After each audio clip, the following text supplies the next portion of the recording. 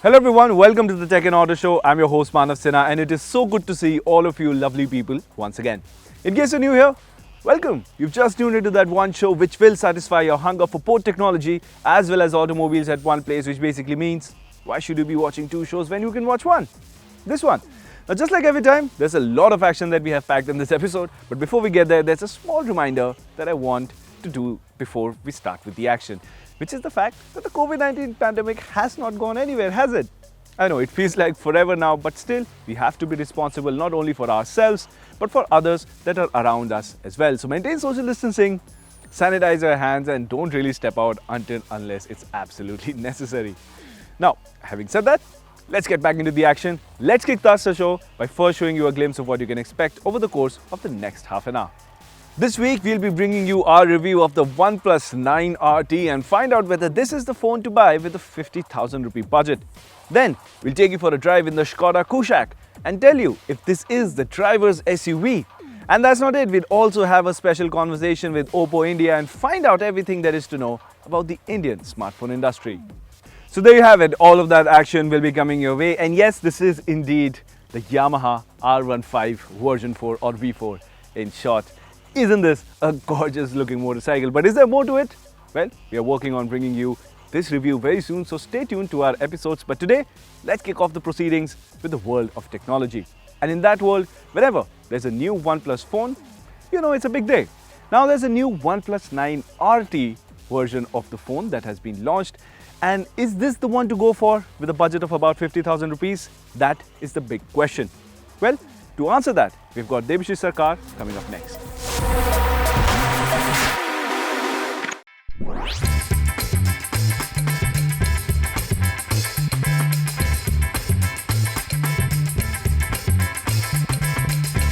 A OnePlus phone launch is always exciting, and this year OnePlus has started a bit early.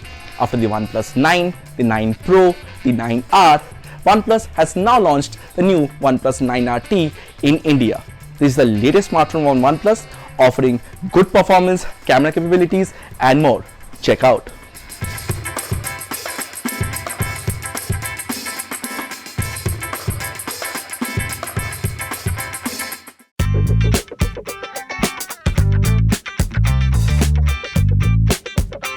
Now I am using the Hacker Black color variant of the new OnePlus 9 RT, and this phone will remind you of the very first OnePlus phone that was launched way back in 2014.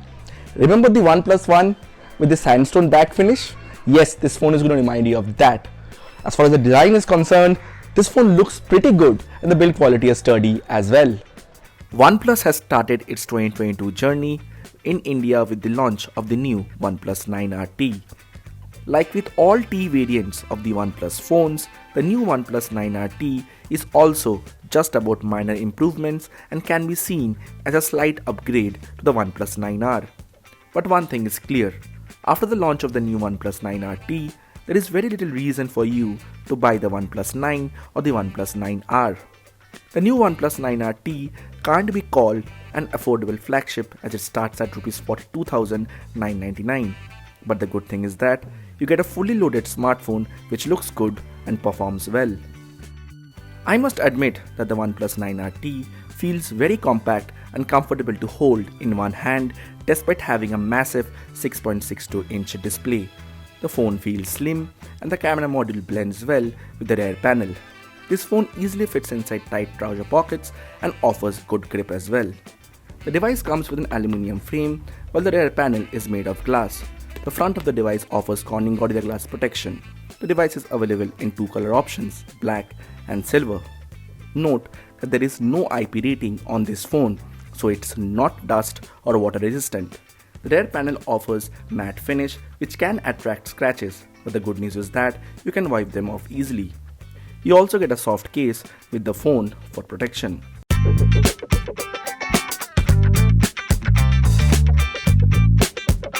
Now talking about the display of the new OnePlus 9 RT, the OnePlus 9 RT comes with a similar display that we have already seen in the OnePlus 9R.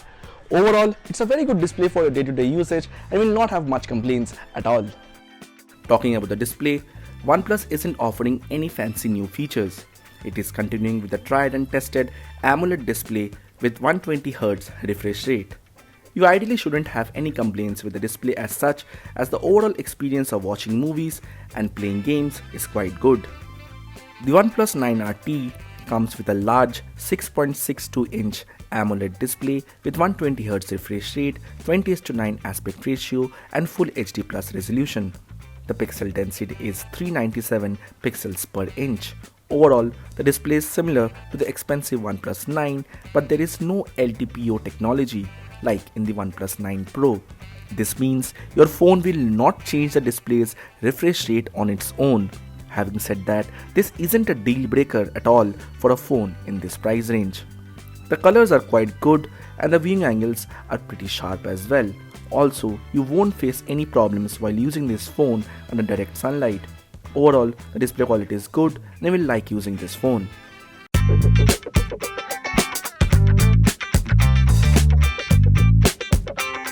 Now, performance is something that you need not worry about with this OnePlus phone.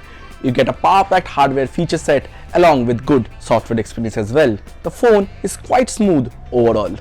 The OnePlus 9RT is powered by a Qualcomm Snapdragon 888 5G chipset along with an Adreno 660 GPU UFS 3.1 storage. There are two variants of this phone. You can buy the phone with 8GB of RAM and 128GB of internal storage, or you can opt for the 12GB of RAM and the 256GB storage variant. There is no microSD card slot in the OnePlus 9RT. It's a dual SIM phone with support for 5G connectivity, so the moment India gets 5G by next year, you can continue to use the OnePlus 9RT. The phone comes with Oxygen OS 11.3, which is based on the Android 11 operating system. We can expect OnePlus to roll out the Android 12 update very soon to this phone. This phone offers a similar experience to the older OnePlus 9R in terms of software. If you're using a OnePlus phone for the first time, then this phone will appear quite smooth and offer a clean software experience. You don't have to worry about unnecessary bloatware in this phone, and the overall experience is pretty good. For better gaming experience, OnePlus has included 600Hz touch response, triple Wi-Fi antenna, 4D haptic motor. There is software features as well to boost your gaming time. Overall, the experience is quite smooth and there aren't any software issues as well. The device will please you with its performance capabilities during gaming and also during day-to-day usage.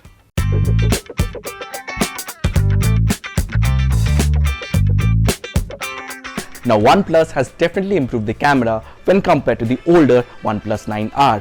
For average users, this camera will easily please them. But if you're into serious photography, then this camera might be a bit disappointing at times. The OnePlus 9RT comes with a triple camera setup that includes a 50 megapixel Sony IMX766 primary sensor with f1.8 aperture, autofocus with both optical and electronic image stabilization. Along with this, there is a 2 megapixel macro sensor and a 16 megapixel ultra wide angle sensor. Note that the OnePlus 9RT does not come with Hasselblad cameras that are available on the OnePlus 9 and the OnePlus 9 Pro. Overall, the camera quality is fine under good lighting conditions, and even in low lighting conditions, the camera does deliver good images. But if you're looking for macro or ultra wide angle shots, then you will be disappointed a bit. Also, sometimes the colors tend to look artificially boosted and the images tend to lack details when zoomed. The device can record 4K videos at 60 frames per second. The video recording quality is decent and can be used for social media purposes. However, there is no support for external mic, and this may be a problem for YouTubers and other content creators. At the front, there is the same 16 megapixel selfie camera which clicks decent selfies.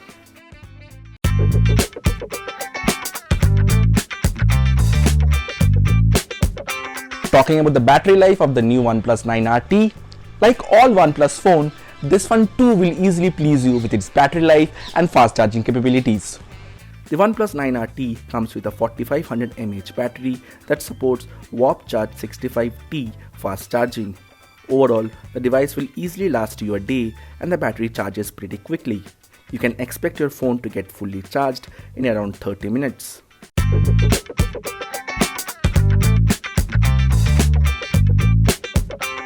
Now coming to the big question, should you buy the new OnePlus 9RT? Well, it's a bit expensive, no doubt about that, but it's a power-packed, hassle-free, reliable phone that you can purchase in the 40,000 rupee segment. There is no denying that the OnePlus 9RT feels a bit expensive, and budget-conscious buyers will look at the OnePlus Nord 2 if they want to buy a OnePlus phone at all. Also, there are options from Realme, Xiaomi and Samsung as well. But having said that, the OnePlus 9RT is a reliable device offering good display, performance, battery life and decent cameras. The software experience is clean and the phone looks good too.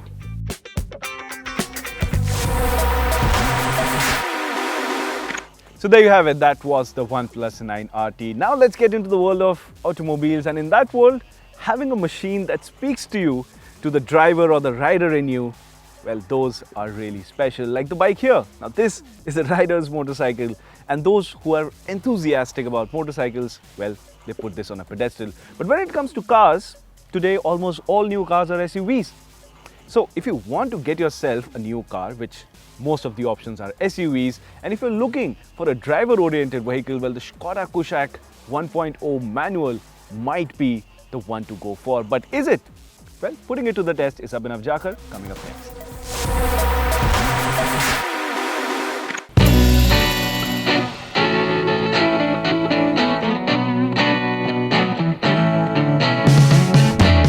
SUVs. They are a hit all around the world, and for a good reason.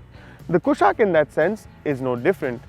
In fact, it belongs to a segment that is quite competitive. I mean, imagine going up against the likes of the Hyundai Creta, the Kia Seltos and its own sibling, the Volkswagen Tiguan. Now, we've already sampled the Kushaq with the 1.5 litre engine, but this one comes with the 1 litre 3-cylinder TSI motor and is mated to a 6-speed manual gearbox. Now, before we talk about that tiny little engine that can and will, let's clear out the usual details first.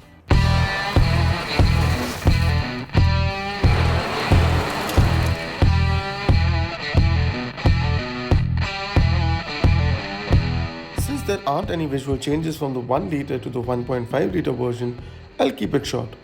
From almost any angle, the Kushaq looks quite well finished. There's the unmistakable signature Skoda grille up front, along with a general dose of chrome all around the body. The front end of the Kushaq looks quite imposing and impressive, while the rear looks slightly disproportionate, although the 3-dimensional tail lamps are quite nice. The Kushaq doesn't look as big as its rivals, but does come with the largest wheelbase in its segment. Overall, I have to say, the Kushaq looks quite contemporary and compact. But let's get to the most important bit. And that is this 999cc TSI motor, which produces 115 horsepower and 178 Nm of torque. Now, this powertrain has been used in other cars like the Skoda Rapid, the Volkswagen Vento, the Polo and of course the Tiguan. In fact, we will be seeing this in the upcoming Skoda Slavia as well. I personally got a chance to experience this motor in the Volkswagen Vento, and let's just say I was deeply impressed and left with a huge grin on my face. So can the Kushaq keep me smiling? Well, do bear in mind that it is a little heavier than the Vento, and that should make things interesting.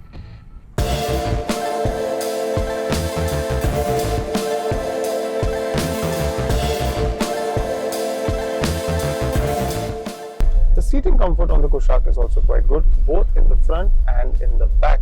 In the front, it does get ventilated seats as well, which is a big boon during summers, and it does quite an excellent job of holding me in place while I'm taking corners in a hurry. Also, I'm happy to report that the Kushaq feels distinctly European, meaning it handles itself quite well and is solidly built. The power delivery too is more than adequate, and there's a distinct boost near the 2000 RPM mark that carries through till the red line at 6500 RPM. The 6-speed manual gearbox slots in well, although feels slightly tall during operation. Another area where Skoda deserves praise is the balanced ride quality and seat comfort, which really add to the overall comfortable experience. Now, one area where I do feel the Kushaq needs a little bit of improvement is the braking. It just doesn't feel as progressive as it should for a car of this size. But other than that, top marks to Skoda.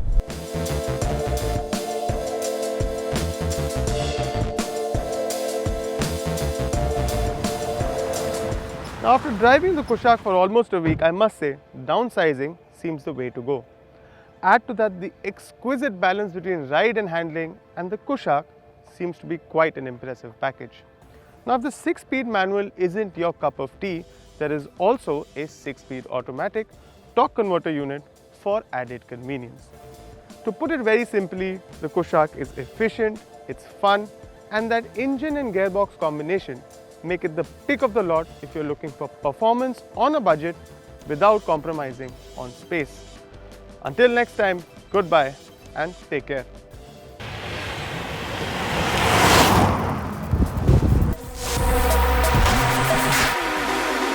Welcome back. You're watching the Tech and Auto Show. I'm your host Manav Sinha, and this is the Yamaha R15 version 4. We are bringing you the review of this motorcycle real soon, so make sure you stay tuned. But now, it's time to talk about the thing that we promised before going for the short commercial break, which was a very special conversation. You see, the Indian smartphone market, it's ever evolving, and now people are spending actually more than before on getting a good smartphone for themselves, as we found out in a special conversation with OPPO India. Take a look at how that went.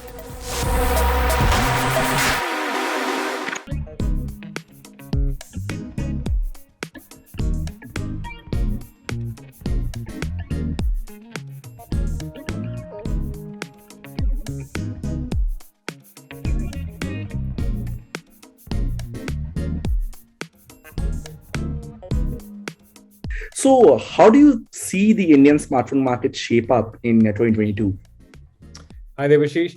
Yeah, I mean it's been a very promising 2022. Last week, actually, Counterpoint released a report on the Indian smartphone market, and overall the industry has grown by about 11%. And this demand has majorly been fueled by affordability schemes, by just a massive growth in the mid and premium segment phones due to promotions.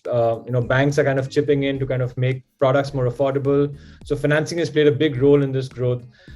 What's really important in this entire picture actually is the overall increase in the average selling price of smartphones. That's grown by 14%. And so what that indicates really is consumers are increasingly spending more on their devices, and as they spend more, their expectations of what they get out of their smartphone has also kind of progressed quite sharply. So consumers on an average are spending about $227 on a phone, which really tells you, and that's give or take about 15,000 rupees to kind of make it simpler, right? So consumers on an average buying a 15,000 rupee phone basically means we're talking about a fairly significantly mature market now, and so people are moving on from their first device onto a slightly better device where the expectations from battery, from the camera, from the screens goes up tremendously. And so for us, that's a very interesting development. And from an OPPO standpoint, again, for us, the big win really was the increase in the average selling price of our products. So we've been able to again significantly improve the product mix. That's really good to know.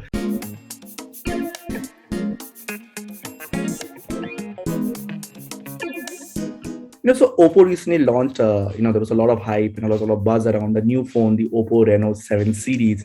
Yes. So with the new 7 series, I'm sure there's a lot of other phones also in the pipeline for OPPO this year.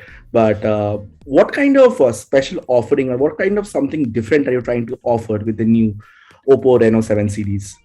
Yes. So the Reno series is for us a labor of love, right? And so we literally try and kind of put the best of technology into this product, and just to kind of make it easy for your viewers and to kind of just keep the conversation simple to follow. I'll kind of give you guys a sense on what are the key elements that make the Reno series or the Reno 7 specifically such a wonderful product. So to begin with, I'll talk about the camera, and we're calling the Reno 7 the most advanced Reno camera system ever. And why is that? Camera innovations, as you know, every generation of every product literally has been something interesting from the OPPO family. And so camera innovation is really a part of our DNA. And for the Reno 7, what we did was we joined hands with Sony to develop the world's first exclusive 32 megapixel IMX709 selfie sensor.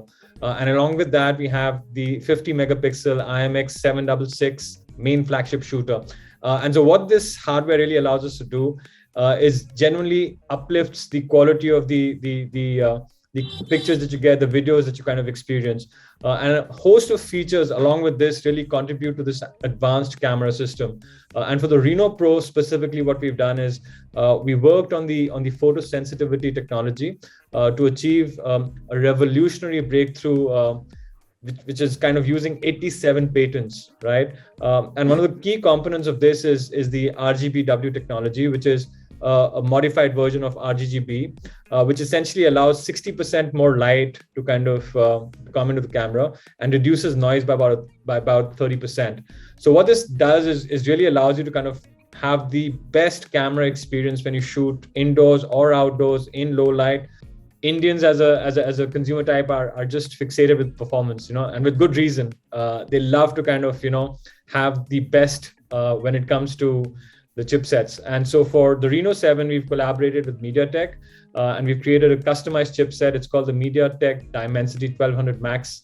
It's a flagship level 5G integrated SoC.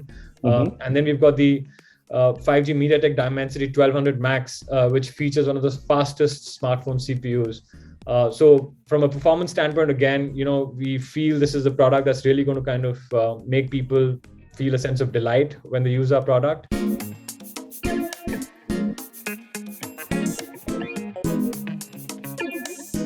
So OPPO has been focusing a lot on the camera for almost every smartphones, and design aspect is also there. So let's talk about software. Can I talk about the software aspects of the new Reno 7 phones and how is it going to be different this year?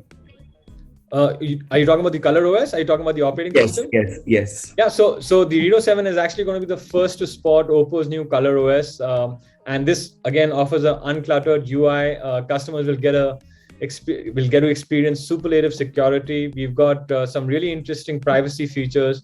There's an anti-peeping notification technology that we've kind of introduced in the Color OS.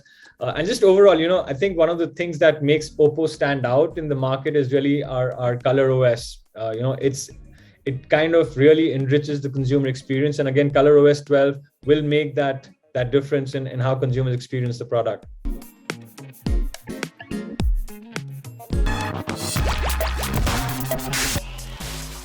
And with that, we've come to the end of this edition of the Tech and Auto Show. How did you find the show? Is there anything you have to say, anything you want us to cover, or simply want to have a conversation with us? Well, reach out to us on Twitter handles. We are more than happy to talk. If it's about technology, reach out to us at News18 Tech. If it's about automobiles, we are at News18 Auto. And remember, by logging on to news18.com, you can read up more on both these industries as well as all about the Yamaha R15 V4. That's about all for today. I'll catch you same time next week, only on CNN News 18.